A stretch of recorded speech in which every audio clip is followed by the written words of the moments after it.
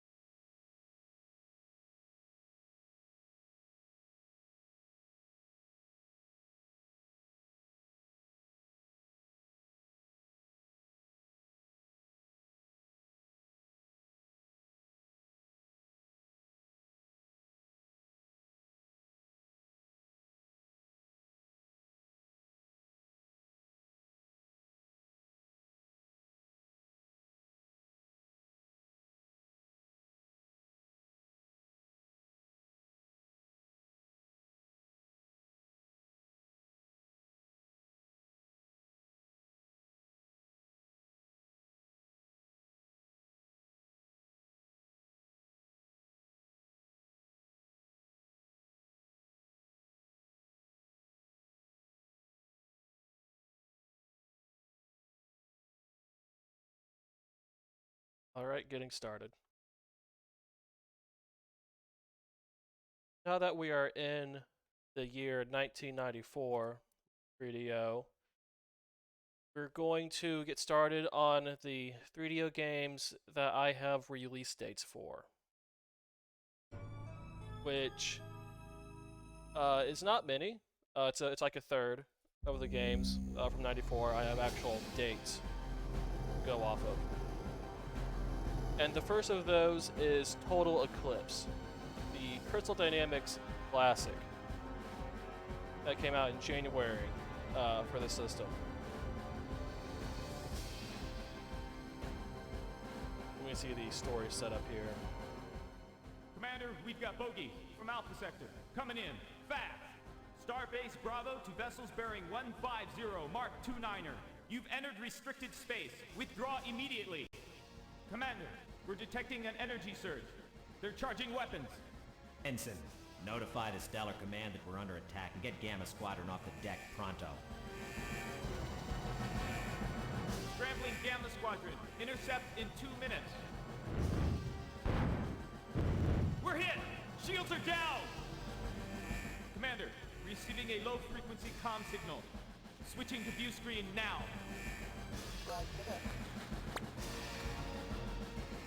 I am Lord Zodak, supreme predator of the dark side dominion.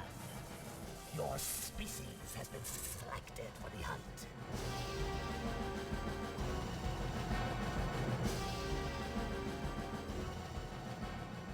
You should regard it as an honor to feed us. We hunt only the quickest and the smartest. What you are about to witness is what we call Juk Pulan, which in your language means sun dagger.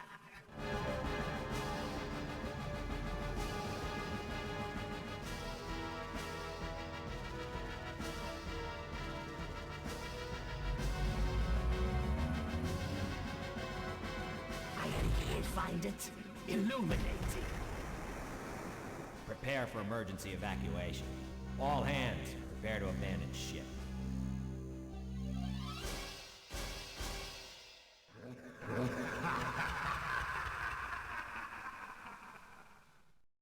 And there you have it. There's an evil alien whose visual design I just don't like his head.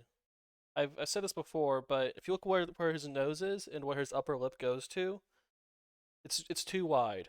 I don't like the design at all. But anyway, getting to the game itself, this was later released on the PS1 as Total Eclipse Turbo, which is basically the exact same game. Yeah, this is a 3D rail shooter in the early style.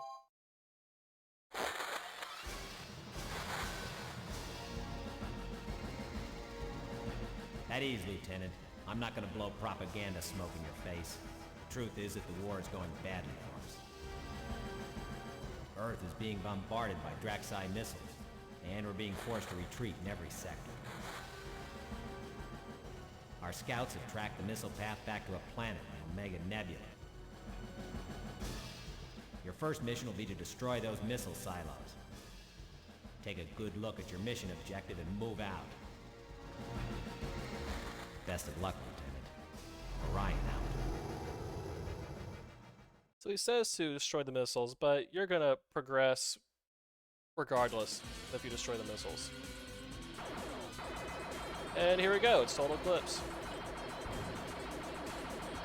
Not sure if you're expecting anything different than Total Eclipse being Total Eclipse, but here we go.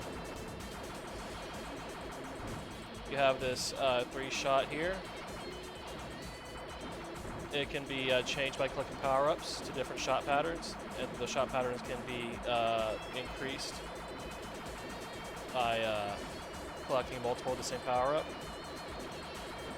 Your health is your energy bar, and your energy bar depletes as you shoot, and also just on its own in some cases, and it depletes as you take damage from enemies. But it also goes back, it also refills every time you kill an enemy. So always be killing. ABK, that's what they say. So you fly through the levels on the planet's surface, and then you go through these tunnels. There's usually 1 tunnel per level. These suck a lot because the controls are very floaty, and because of that, you're going to not have as much control over as much fine control over the ship as you would want. So you're going to be hitting walls, and hitting walls as damage, so on and so forth. It's a whole lot of practice and trial and error to figure out these tunnels. And they of course get harder as you go on. So each planet has 4 levels. The first level there was pretty short. We're now on the second level. It starts off with the tunnel. That is why not. You do have some throttle control with the A and C button on the 3DO. But it's hard to get any visual indication of what your throttle is at. You know, is that max or minimum? And what's going on with it? But not the most useful thing in the world. You also have bombs, which, ooh, yeah. So these controls are very floaty. You can just end up somewhere unintentionally without knowing until you're already dead.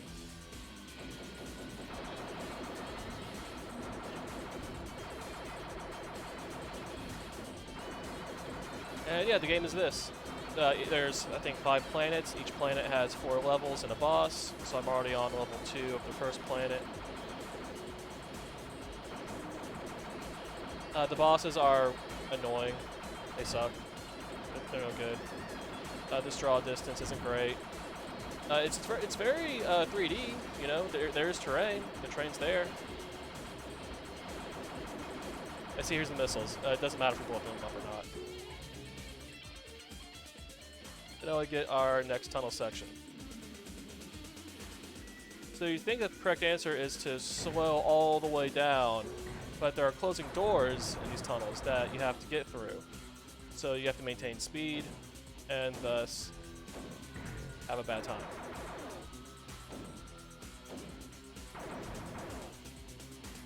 Yeah, so it does demand a lot of the player, as most games do from this time.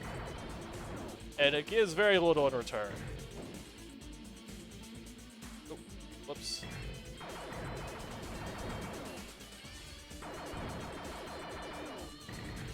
Yeah, you know, there's the story is the first cutscene and probably a cutscene at the end. There's not a ton going on here. Once you go, you get like a couple continues. And once you go through those, you start over from the beginning. Isn't like a password system here.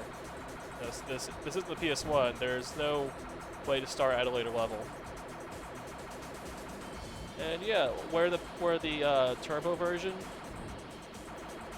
had the problem of the controls feeling sluggish, this version has a problem with the controls feeling squirrely.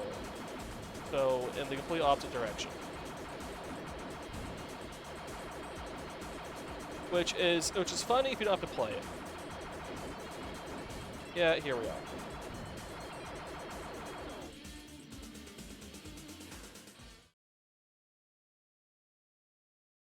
Alright, third level now. Same as the first two levels.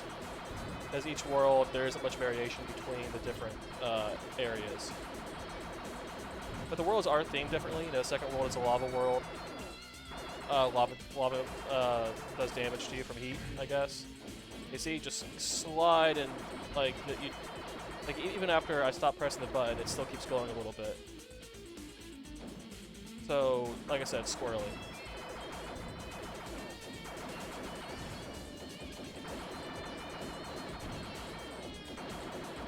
Even though, you know, this kind of game will take a lot of practice to get good at, even after the practice, it's not particularly, you know, worth the effort. It's not a good game. Though it is one of the better games for the 3DO so far. Which is a very cursed statement to make, but doesn't make it any less true.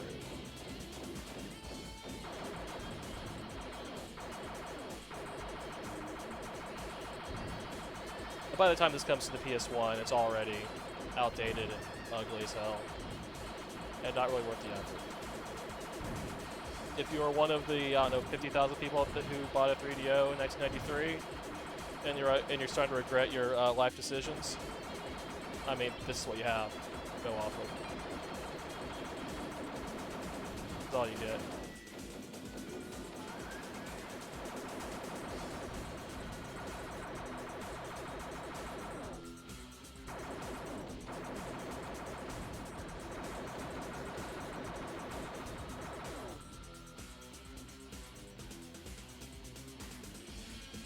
Yep. Hanging out. I do have the impression of this game that, you know, with like only a minor like visual downgrade, this could come out on the Sega CD pretty easily.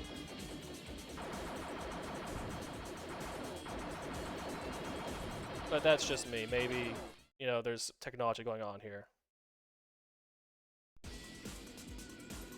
that I'm not appreciating. And chat saying that they imagine 90% of the people who bought a 3DO regret their decisions. I would probably agree with that. I don't know how quickly they regretted their decisions, but you know, it looked nice in the home entertainment center, let's say.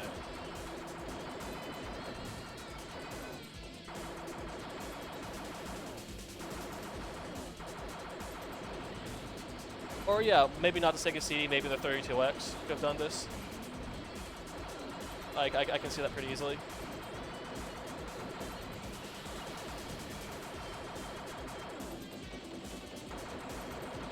You know, this could have increased the 32X library by a good 8%, most likely, by putting this game on there.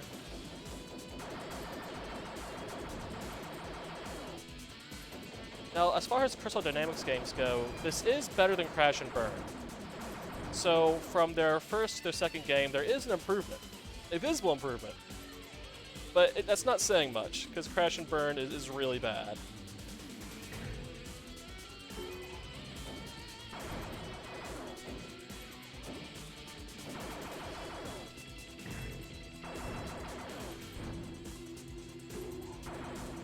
And now we've powered up this gun to maximum level. So our bullets are just going all over everywhere. I haven't seen any closing doors, so I'm taking this at a fairly moderate pace. Oh, there's a closing door. Ah, well. And just like the two-dimensional plane that the shots go off of, you know, doesn't work very well. Not particularly good. You know, there's like an almost 2.5D quality to it.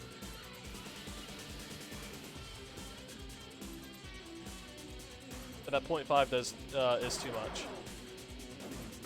Alright, and here's the first boss.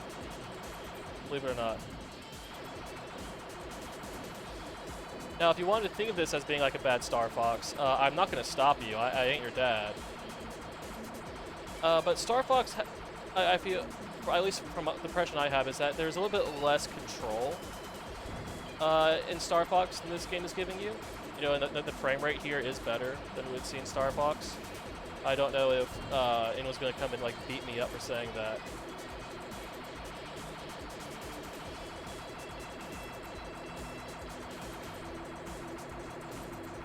And yeah, these bosses take too much of a beating. It's pretty bad.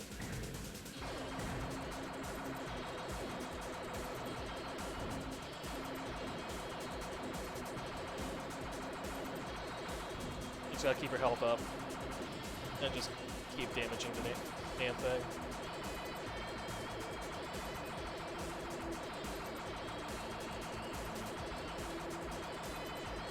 Yeah, this bomb attack is weird. The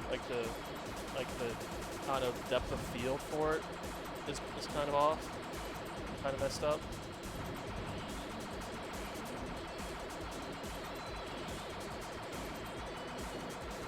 I guess I'm just spending half my time shooting these things to get my health back up.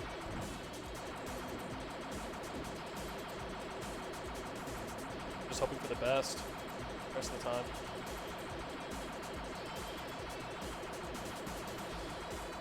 Look how much I'm unloading into him. This is insane.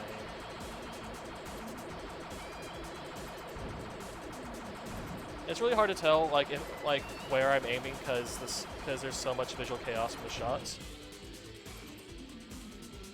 But yeah, that's total Eclipse. You just saw the first fifth of the game. I never made it past the second Well boss. done. You've earned the rank of captain. Oh, okay, Earth has we've a been chance promoted. now that you've destroyed those missiles.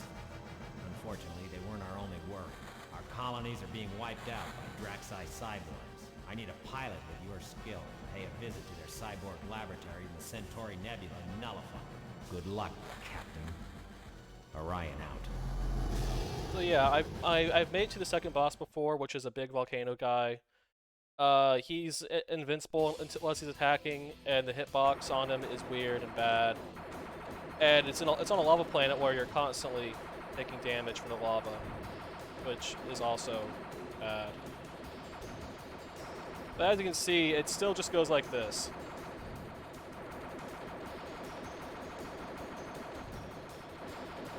You know, you're still doing this with a slightly different environment. There's like a couple new enemies, but it's mostly still just the same stuff. I'm shooting. Yeah, there's a little bit of thinking with power-ups. You know, you don't want to get a power-up if it changes your type, because then, you know, it might not be a shot type you want. You also want to like maintain, you know, your power-up level, which is pretty important for killing things in the later levels. That's all the thinking there is to do in this thing. You know, if you don't die, you know, if you get good, it's like an hour long. Like, getting good is a journey, of course.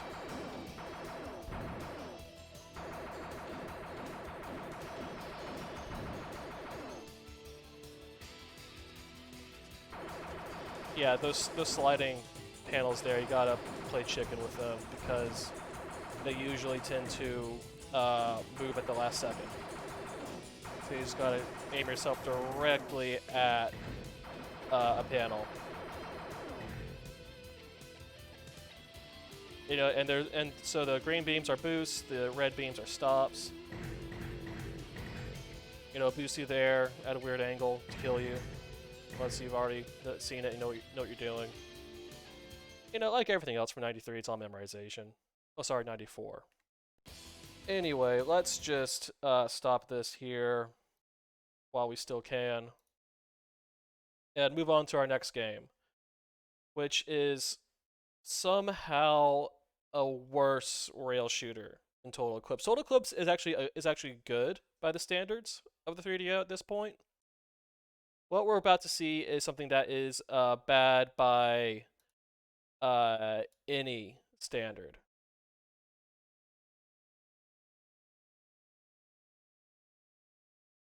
No, this wasn't. This isn't a 3DO original. This is actually a port from the FM Towns for some reason. You know, the Japanese personal computer. And this is Microcosm, a Psygnosis joint. That's right, a British developer put this game out on Japanese computers originally. No idea why. Anyway, there's a whole lore and backstory and all that nonsense with this game. There's like a 4,000 word short story in the manual with characters and conflict and world building and sneer quotes. It's all very stupid. Doesn't matter. If you don't read the manual, this opening cutscene is wildly inexplicable.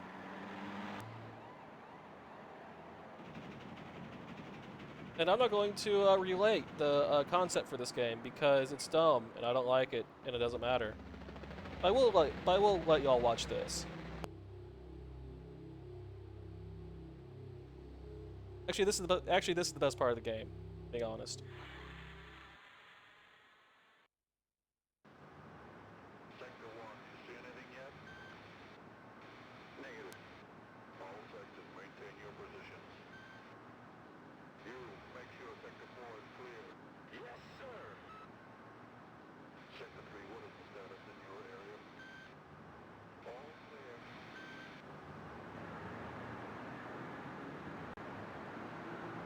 I see something. Whoa!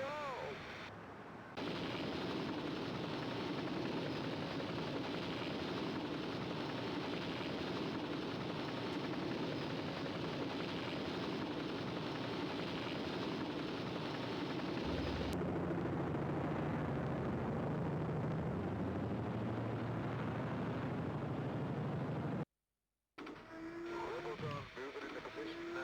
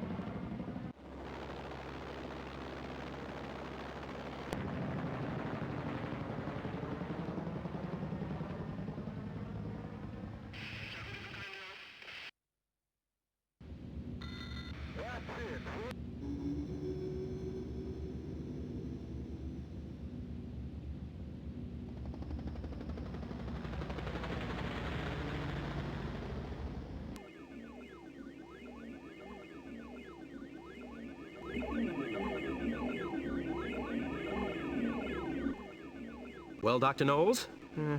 The injection. Ah, yes, into the cephalic vein. Not having any second thoughts about this? Of course not. This was my idea in the first place. I want to get back at him for ignoring my brilliant ideas. Well, if that's the case, you won't mind me bringing a couple of friends in, just to make sure things run smoothly.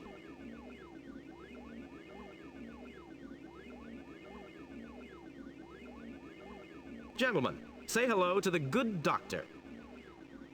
Nobody else was supposed to be here. Security could easily have noticed them. Look, stop complaining and get on with the job in hand. Then we can all go back to Axiom.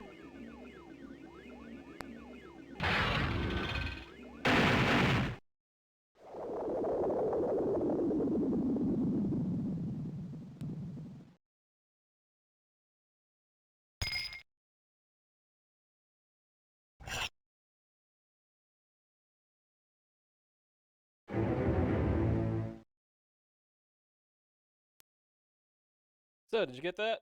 No? Good. If it wasn't, you know, super obvious from that opening cutscene, this is basically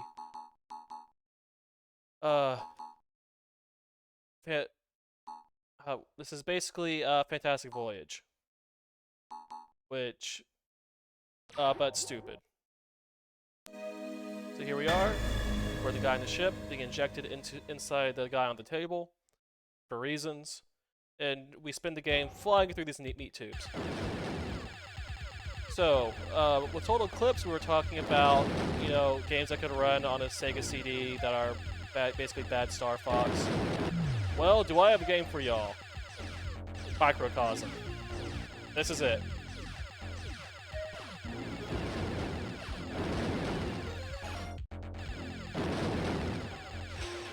Now, I don't know why there are stalactites inside this guy's veins, and at this point I'm afraid to ask.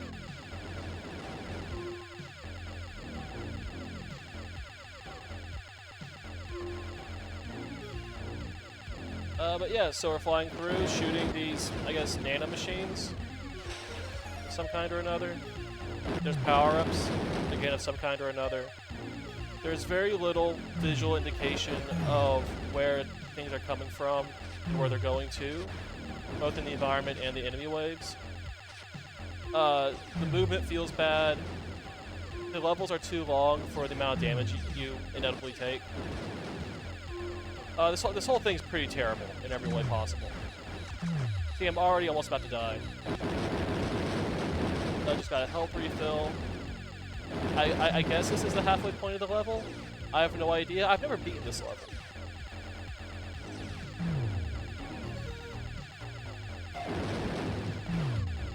Yeah, enemy waves will just come off the screen into you real fast, and you just take all that damage.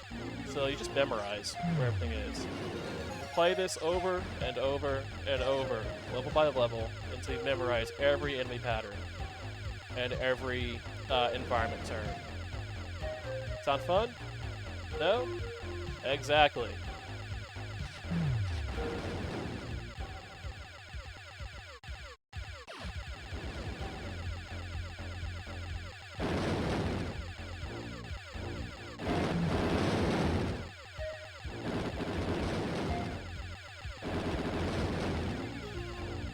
Chat saying this is Sewer Shark. I'll take your word for it. Actually, I haven't played Sewer Shark. What I will say is that this was made using Silicon Graphics. Because I guess Psygnosis bought a Silicon Graphics workstation, and by gosh, they're gonna use it for something. Oh, hey, just got past the first level. Look at that. Was it worth it? No. I guess it's a boss fight now.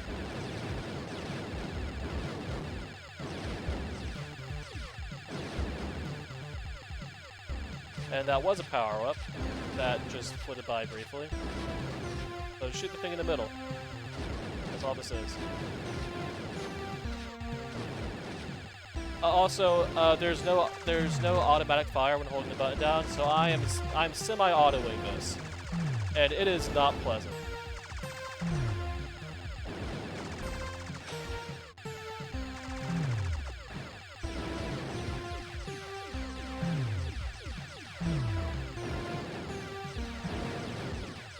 Everything about this game looks, feels, and sounds terrible. I highly resent the pretense with their terrible world building and the freaking short story and the manual. Just everything about this is awful. So let's see if we can beat this boss fight. If not, we will move on. Actually, if we do, we'll move on too. So either way, we're moving on after this.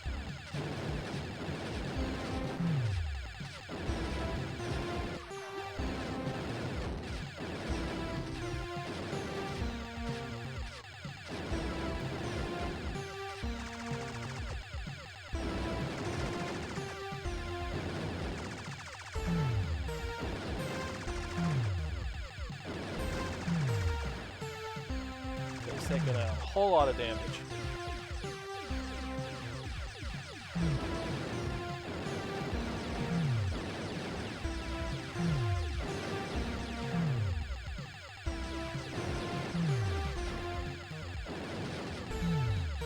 Only halfway through its life mark. Yeah, no, see, that's not happening. So yeah, this game's terrible. I hate it. It's bad. It came to, yeah, so it started off on the FM Towns for some reason, I guess because FM Towns got a CD-ROM drive launched with it. It then went to the Sega CD, when because that was out, and then now it's on the 3DO. It's going to go to the PCs. So I think this was just chasing CD-ROM drives around the world, because it was their CD-ROM game, because that's what they made with their Silicon Graphics Station. All around terrible, though. So, moving on to the next thing. We have a game that I wish emulated properly. And this is the third Crystal Dynamics game. Though they didn't make it, they published it. It is The Horde.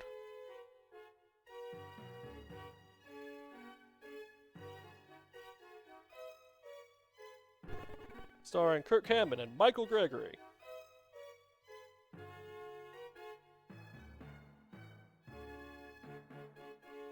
Once upon a time, in a distant and magical kingdom, there lived a young servant. So it's not supposed to run like this. The FMV is borked. Please, continue, Chancellor. You know, the audio doesn't sync. This emulates bad. The Saturn version emulates well. So if you want to play the Horde for whatever reason, go ahead and play it on the Saturn. But I just want to skip past this opening cutscene. It's painful to watch like this. But this is a action town builder hybrid. I am Cronus Mela, the King's High Chancellor. Acting. I am Cronus Mela, the King. Yeah, no, that's bugged. So you play as Kirk Cameron, who's some idiot. He gets knighted by the king. The chancellor's not happy for whatever reason. You have to go build up a village in the frontier. And defend it from hordelings, which are just random crappy monsters. So the village will build up on its own. You know, there are villagers that do its own thing. It'll grow from turn to turn. That is, if the hordelings don't destroy everything and eat the villagers. So what you need to do is build defenses to slow down the hordelings. I can figure out these controls. There we go.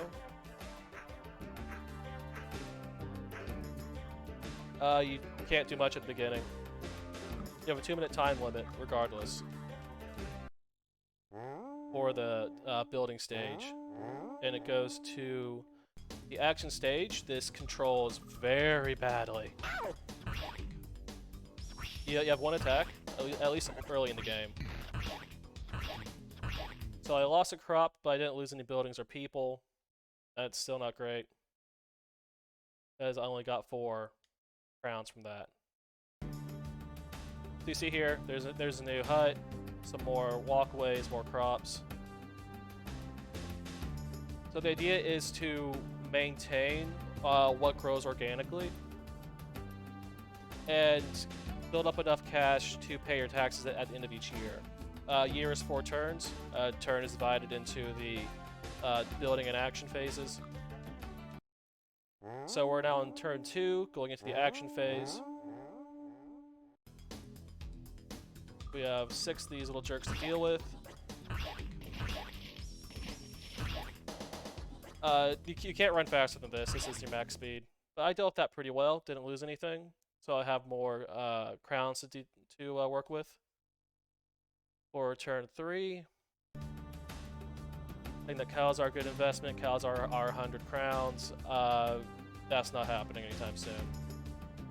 So yeah, as town expands, you know, the map expands, you know, where you can do things, but at the same time, any defenses you've placed are going to get erased by the town growing, which, not great. You can plant trees also, and then harvest them later. You know, it costs 1 crown per plant. You get like 4 crowns when you harvest. So we are investing, balancing investment and defenses, while also trying to save up enough for the taxes, because if you don't pay the taxes at the end of the year, game over. And that's the balance. You know, I'm assuming you unlock more stuff as you play. more enemy types show up. It gets a bit more hectic, a bit harder to move around.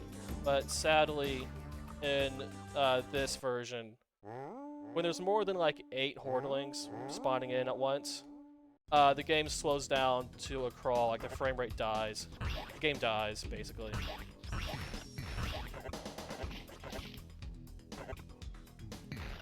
You can hire NPCs to do stuff for you. So you can have like multiple guys, so you're not just running around yourself, but that's expensive. As you can see, crowns don't come in that fast and ready. So the early game is kind of screwed. The early game economy is not balanced for you to succeed. This is probably one of those games that gets easier the further in you get after a certain point. So it's kind of like a bell curve difficulty curve, which is not a good way to make games. That's not good game design. But I don't think people knew what good game design was back in these days from the games I've been playing. But this is a somewhat novel idea. You know, a town builder action game. The only other one of these I can think of from around this time was ActRaiser, 1990. This plays differently than ActRaiser, of course.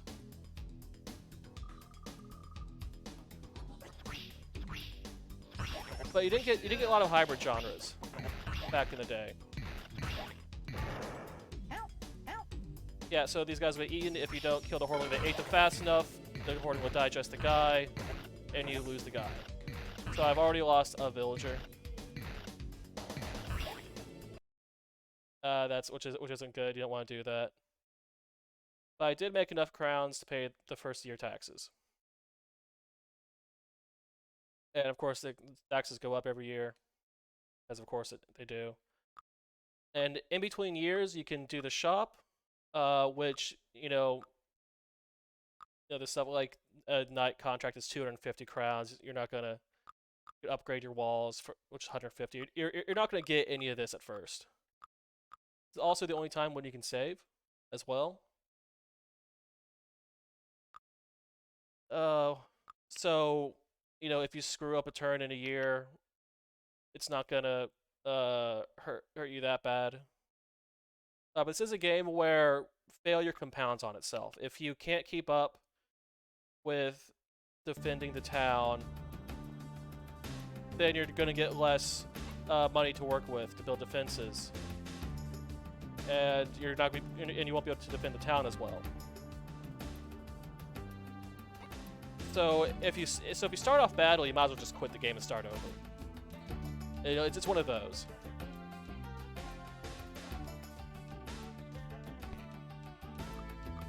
And yeah, you go like this for a while. It gets significantly harder, as of course it does. And yeah, it's not particularly fun, sadly. But yes, chat, this game does have the one thing ActRaiser doesn't: hurt Cameron.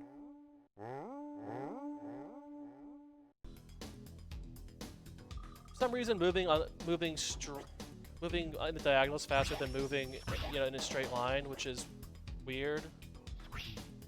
I don't get it. Okay, see, like, why is this slow? But yeah, no, this movement's bad. Why am I going over here? Ah, screw it. And he drowned himself too, but that wasn't worth it. Yeah, there is memorization here, because these waves do all spawn in the same direction each time. Yeah, I lost another 2 villagers, so this is compounding on itself. And yeah, it's a bummer, because if this was done well, if it ran right, it would probably be the best game on the 3DO at this time. But it doesn't, and it doesn't, so it's not. And moving on, because playing that game is physically unpleasant, let's move to a game that is also physically unpleasant to play, but for different reasons. And that game is Iron Angel of the Apocalypse. I just like saying that. you're watching this, say that to yourself. Iron Angel of the Apocalypse. That's just a cool title.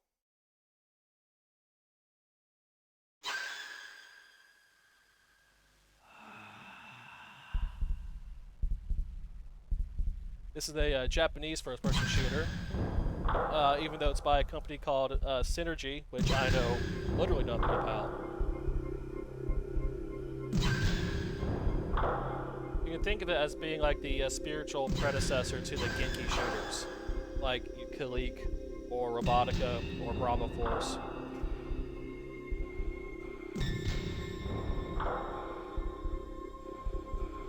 So let's just watch this opening.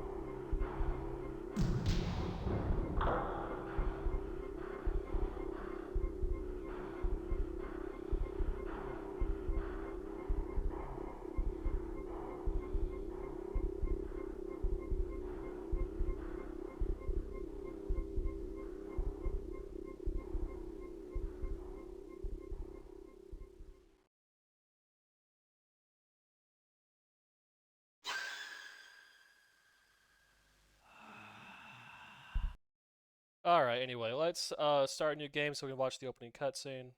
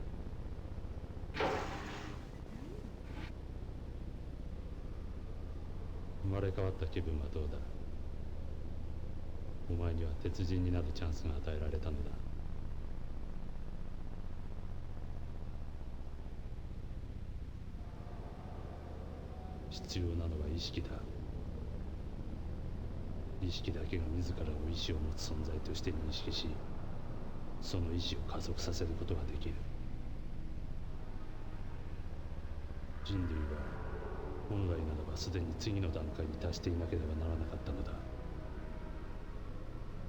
しかし有機体という不完全なシステムがそれを妨げてしまった。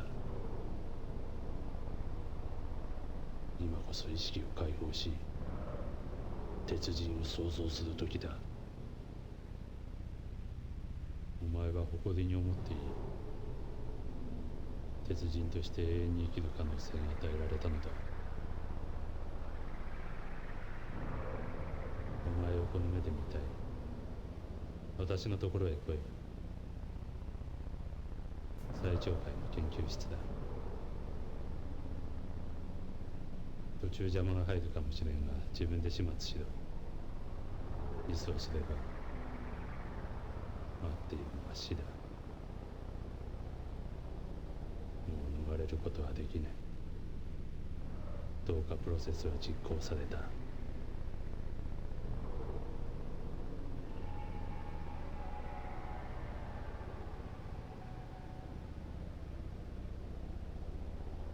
待っているぞ。鉄人として私の前に現れることを。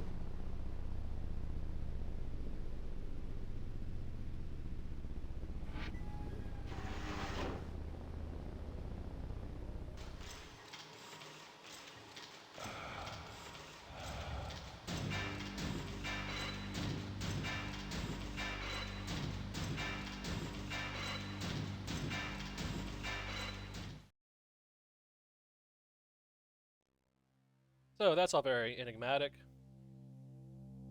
And now we have to deal with this. It's a first-person shooter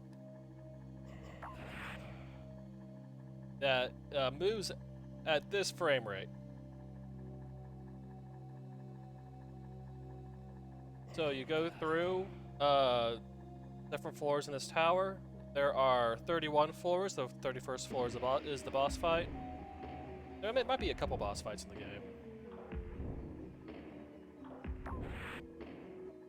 You know, it tends to be atmospheric. Yeah, this runs badly. And now we have a runt gun, no weapon.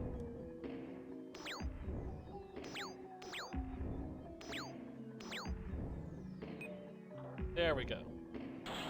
That's right. That's how the shooting happens. Fantastic, isn't it?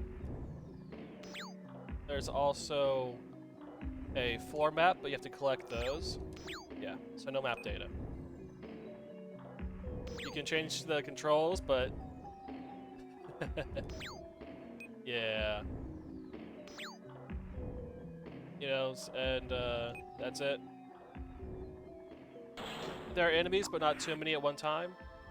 And even though the draw distance isn't great, you can know when there's an enemy approaching because the frame rate will go down by like at least a third.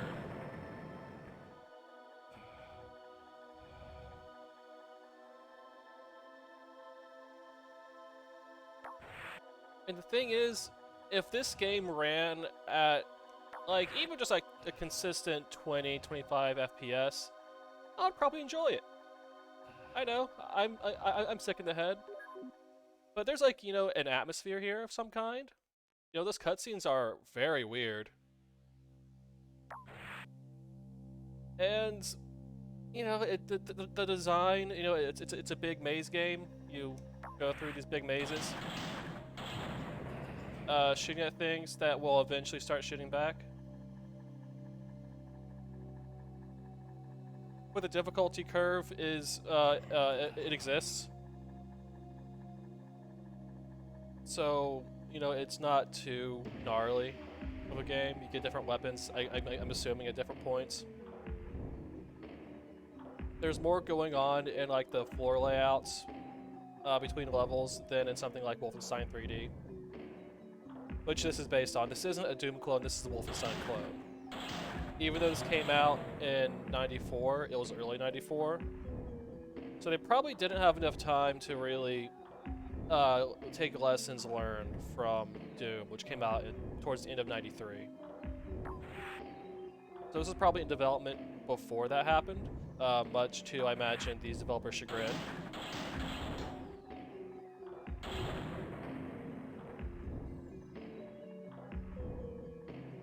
Yeah, this is doing something mildly interesting with the Wolfenstein 3D format. It just doesn't run well. There also somehow isn't a PC version of this game play either, because the PC version might, you know, run at a more consistent frame rate. But no, there wasn't even a PC98 release, even though this was made in Japan. It's very odd.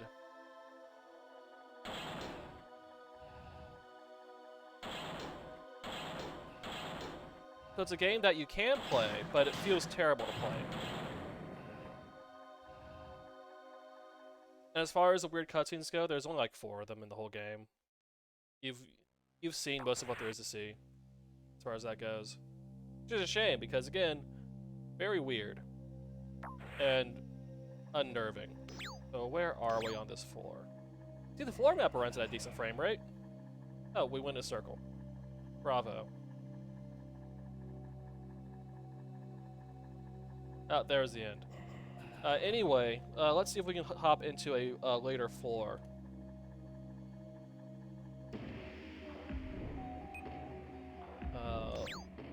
Let's quit out here. So let's see if we can load a game. Yeah, here we go. So I made it to floor 5 before. I got a headache from this frame rate. You know, the levels get bigger, more complicated. There's multiple elevators per floor sometimes that will take you on different paths and different floors. It could go to dead ends, could go to items or weapons, so on. But let's go up to level 6. This is the end of level 5. And the wall texture changes in level 6, everyone. You get a whole new wall texture after 5 levels. It's a real treat. Yeah, see, there's an enemy here. I can tell because the frame rate died. See how the frame rate immediately picks back up again after the thing goes down? Fantastic.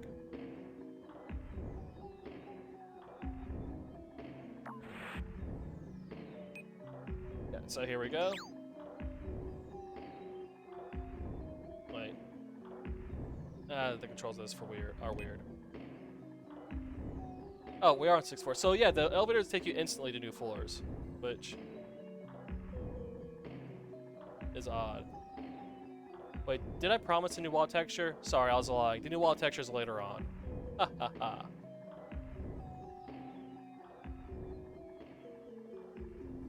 Yep, it's this. The game's not gonna like actively stop you from playing. You know, like a more arcade-inspired game, or what have you. There aren't any difficulty levels. You know, it's just the one difficulty. They balanced it one way, said this is perfect, and released it. As you do. See, so you need to collect. So map is a collectible item on each floor. So I have no idea where I'm going or what I'm doing right now. Like in life and in the game, to be honest. I'm still on the starting weapon. Eventually, get another weapon. Or 2 or 3. I don't know. This is like a 5th of the way through the game. Not a long thing. It's probably only a couple hours. You don't die.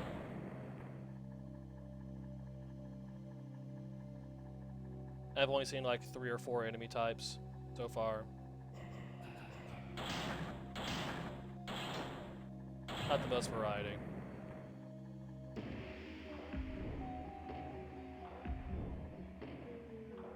There are larger rooms that can have multiple enemies in them, which I know sounds incredible. More than one enemy per area. Oh, this is a dead end? It's a dead end. Chat, if you're getting motion sickness, let me know. Oh, message. 聞いてください。廊下の行き止まりで左側の壁を探ってみてください。隠しスイッチがあるはずです。 That's helpful. So, well, on my left? Did this left or the other left?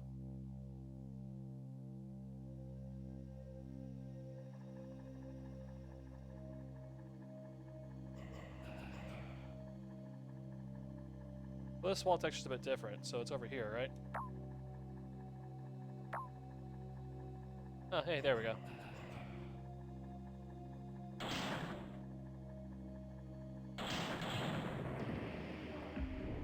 Yeah, I can just sit down and play this until I get physically ill from it, which is my glowing endorsement. That makes it one of the better games on 3DO so far. I can sit down and play this until it makes me physically ill.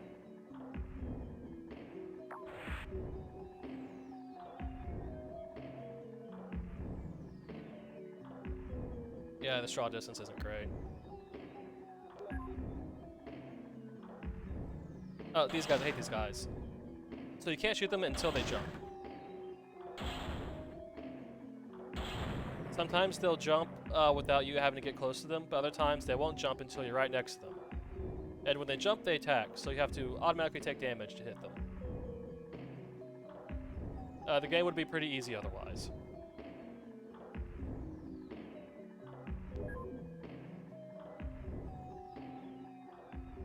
The save rooms also recharge your health, which is convenient.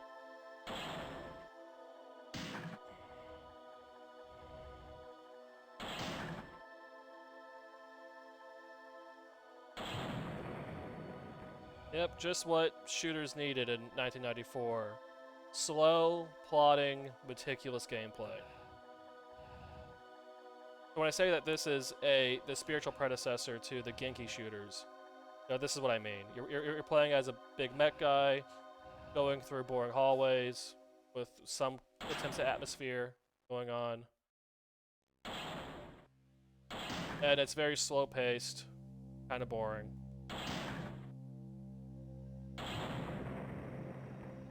You know, some like manic storyline going on that you barely see. And yeah, it's this. Anyway, not too much to show more of that. That isn't just more of the same. So let's move on for our last game today. Last and somehow not least game, which is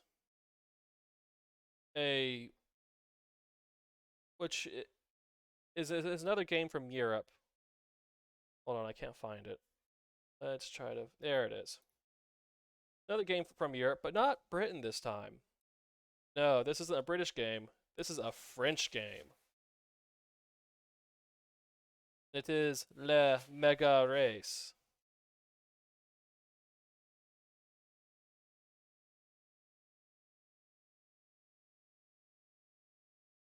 And Le MegaRace is made by Cryo Interactive.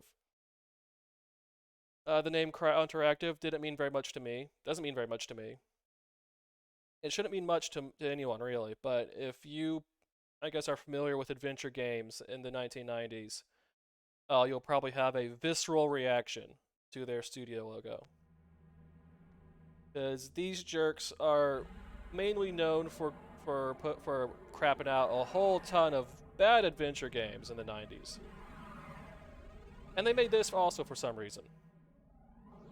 A 3DO combat racing game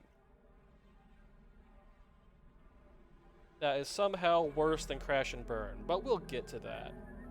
First, let's enjoy the opening cutscene.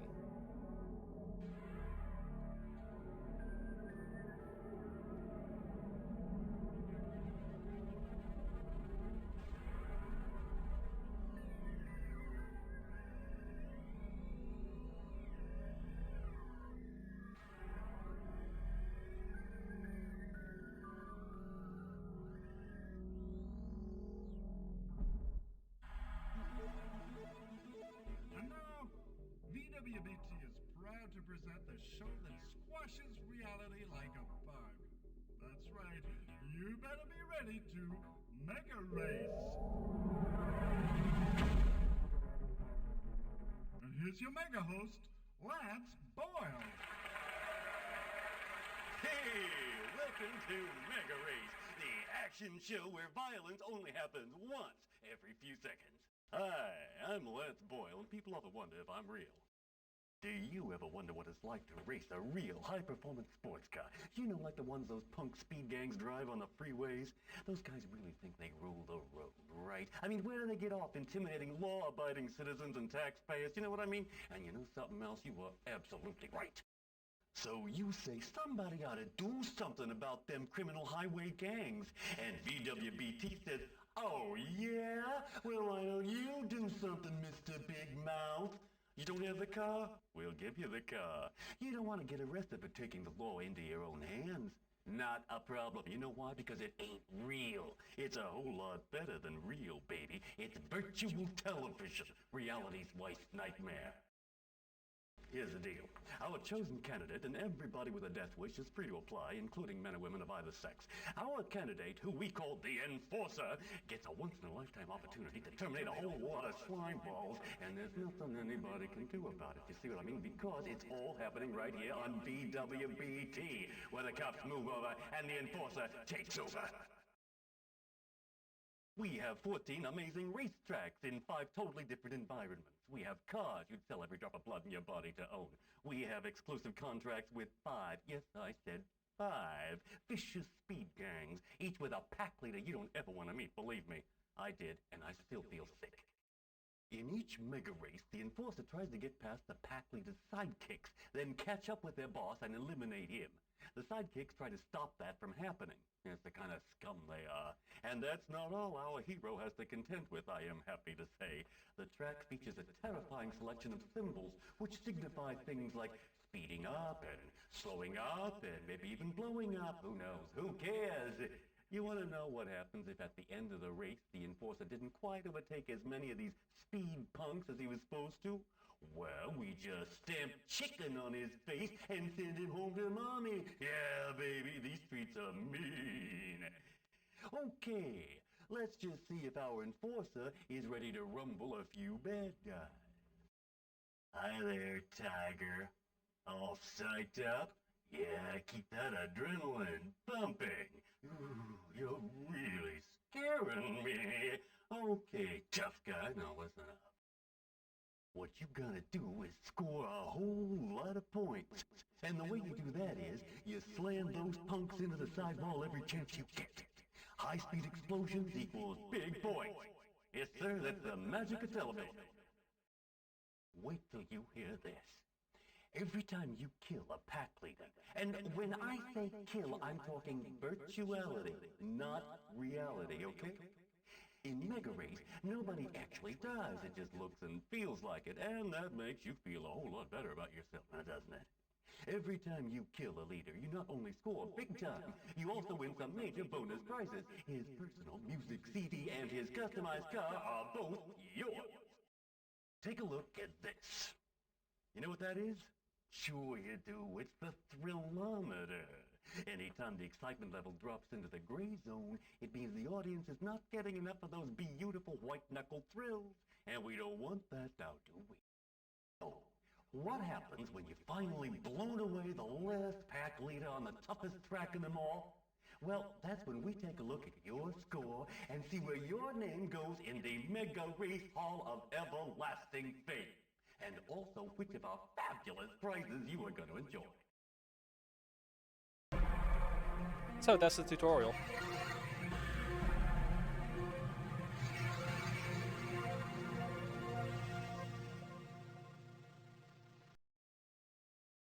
Welcome to New Sand, possibly the world's most sophisticated city, where only the loveliest people spend money in a fully sealed environment, protected from outside reality. Ah, get it. I think you'll Get it. enjoy You get it. BWBT's incredibly expensive He explained to you. Uptown Speedway. Sit back and dream about the delights of an elegant nightlife, while the Enforcer does high-speed battle with a very brutal gang they have down here. They call themselves the Vultures, and they're brought to you by VWBT in association with Bodywick, skincare for your automobile, because cars are people too. How true that is. Here in New Sand, you'll get to know the Vultures. They're a speed gang with a lot of rage, and they like to liberate those strong feelings by smearing people across the highway. Their pack leader calls himself Jailbait. He's seen your picture, Enforcer, and he's got some interesting plans for your face. It's time to select your MegaRace machine, Enforcer. Look at those beauties. Go ahead, help yourself. Now, you might be thinking at this point, you know what, fuck this game. And you'd be right. But for the time being, let's just pick a car.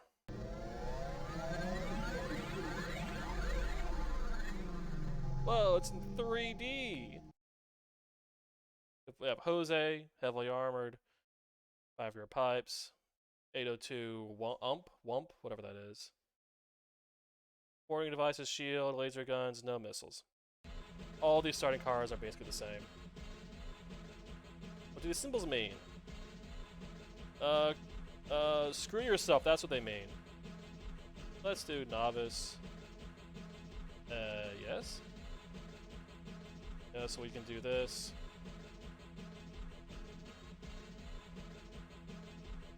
We can look at the leaderboard. And then get on with it. Oh, so here's a race preview. Very exciting.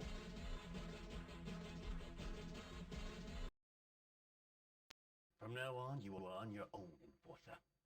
And as I always say at this point in the show, have a nice death, baby.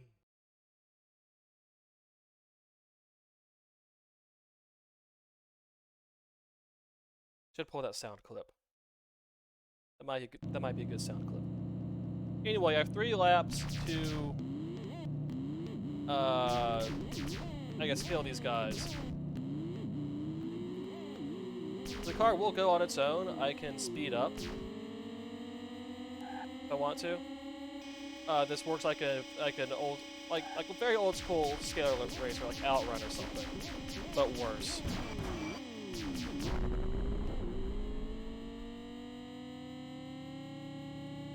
They have to go through a few of these dumb jerks. And that was 1 lap, so this is pretty short. I don't have a lot of time to do anything here.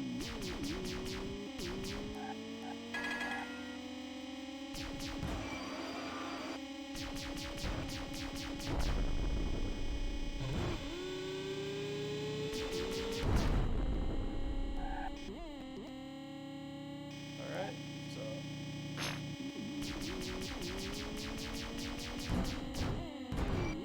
problem with getting in front of these guys is that they can attack me too, which is bad.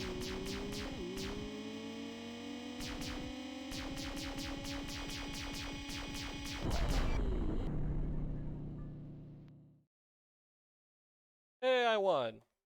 Whoop-de-doo.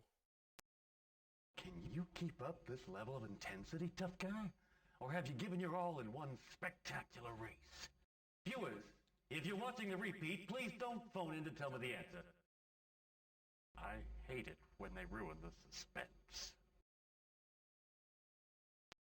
You just won yourself a prize, Enforcer. Come and take a look. Say, I'd go for one of these myself if I didn't already have a box full.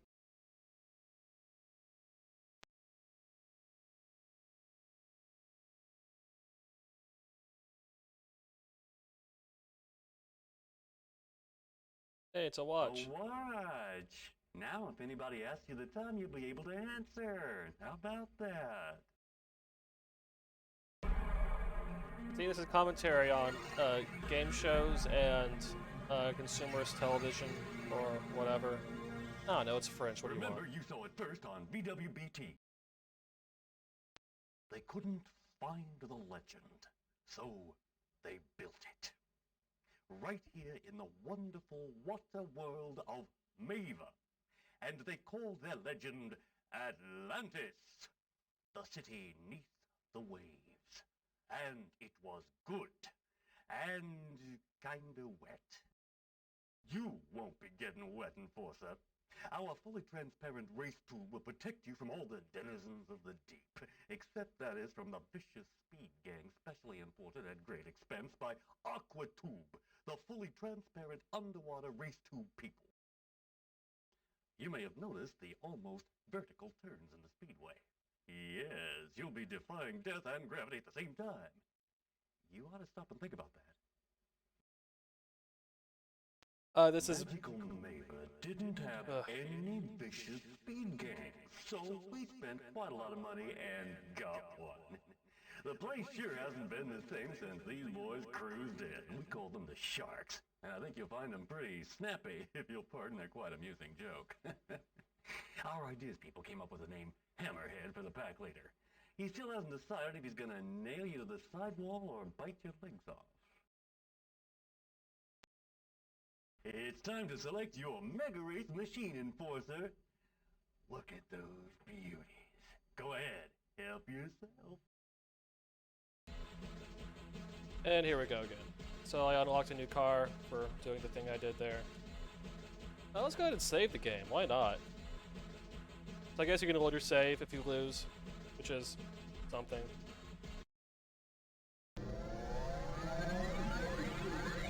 Yeah.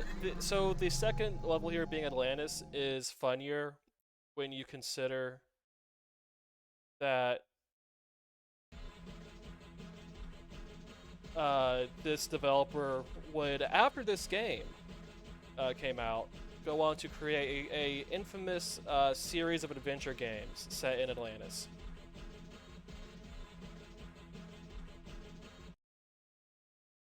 Oh, yeah, okay.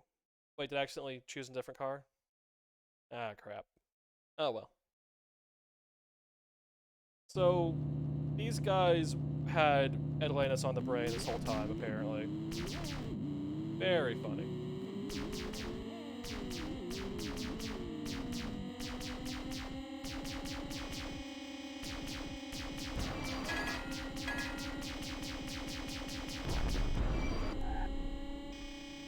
So yeah, you just do this. There's 14 main tracks, 2 secret tracks. This feels terrible to play. Playing this feels bad. Ah, whatever. I'm just gonna go.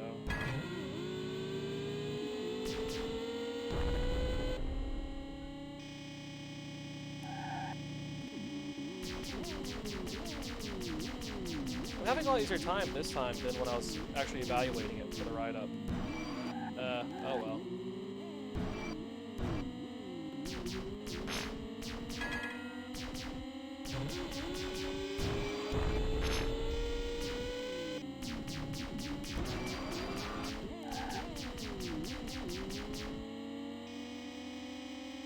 Oh, I'm out of charge. Oh well.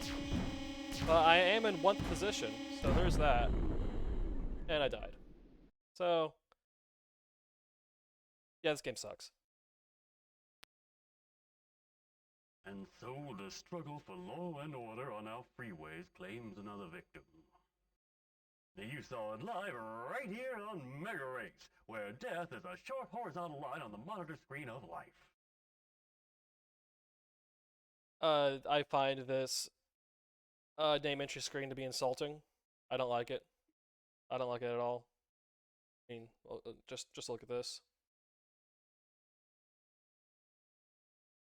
Just look at it.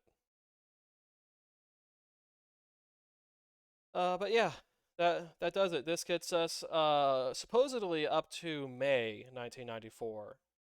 Now, there are of course more than 5 games that came out in the first 4 months of 1994 for the 3DO.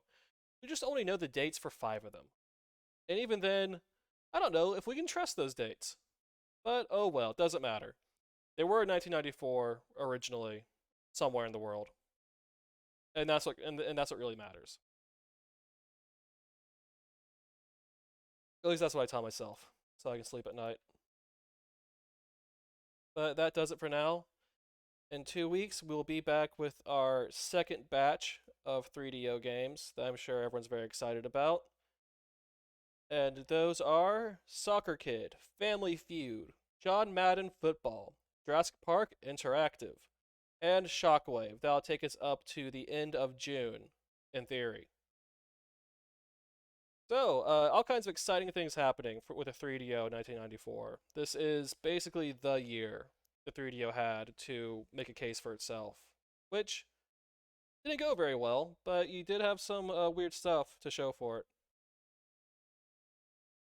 And with that, I will raid this. Yeah, someone here I can raid. I can raid a person.